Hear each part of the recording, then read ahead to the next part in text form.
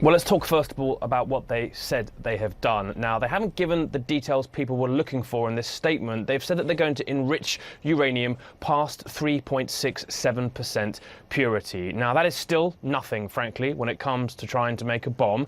And it follows a move just last week where they said they would take that small enriched uranium amount at a low grade past the 660-pound limit that the nuclear deal allows. Today's move makes it yet richer still. Now, we've had hints from Iranian officials they take it to 5% possibly, but they haven't spelt that out in today's announcement. And that really is the issue here, because it means that those opponents of Iran, like, for example, Israel's Prime Minister Benjamin Netanyahu and those in the Trump administration who avidly seek some kind of maximum pressure upon Tehran, they can say, well, perhaps they're heading towards a nuclear weapon. There's no indication of that at the moment, and they'd have to get to 20% to be possibly able to get to the 90% that you need in order to actually have a nuclear bomb. So they're well far away from it. But what this is doing is simply ratcheting up the tension. Remember, just about 10 days ago, President Donald Trump possibly put aircraft in the air to bomb Iran in response to them taking down a US drone. He called that off, saying he didn't want to cause 150 casualties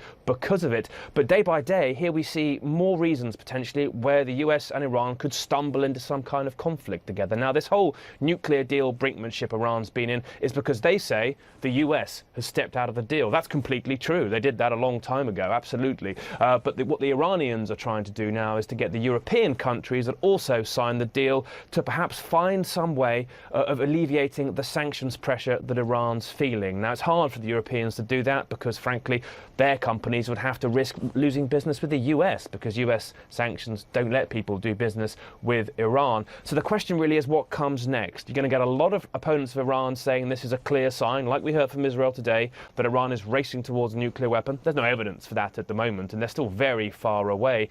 But they're trying to pressure Europe to do something. Europe, frankly, can't. And so what we just see now is this escalatory rhetoric, now with nuclear technology moves that potentially risk some sort of conflagration that could get out of control. We know we've been reporting on the disparity in pay between men and women's soccer players. According to the New York Times, each team player in this case will earn about $250,000 for winning today's World Cup title. Now, if the U.S. men's team had won today, players would earn about $1.1 million, so over $1 million each. And just moments ago, in fact, Michelle, the president weighed in on the issue of equal pay for female athletes. Let's listen.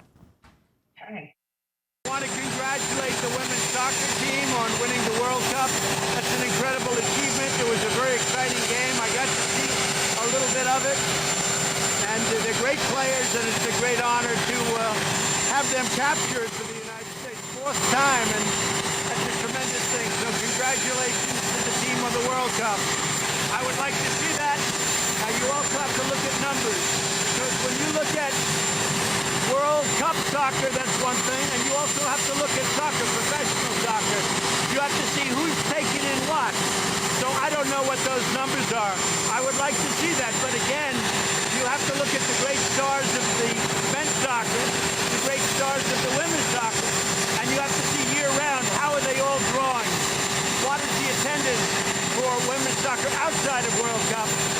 But I would like to see it.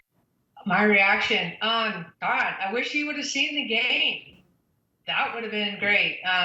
Played in a lot of World Cups, and the presidents have always watched those games or been attended in person. That would have been awesome. I think winning this World Cup makes a great case. Actually supports exactly what the women's national team for the USA is saying and what women want equality-wise, and not only women, but dads, sons, everyone.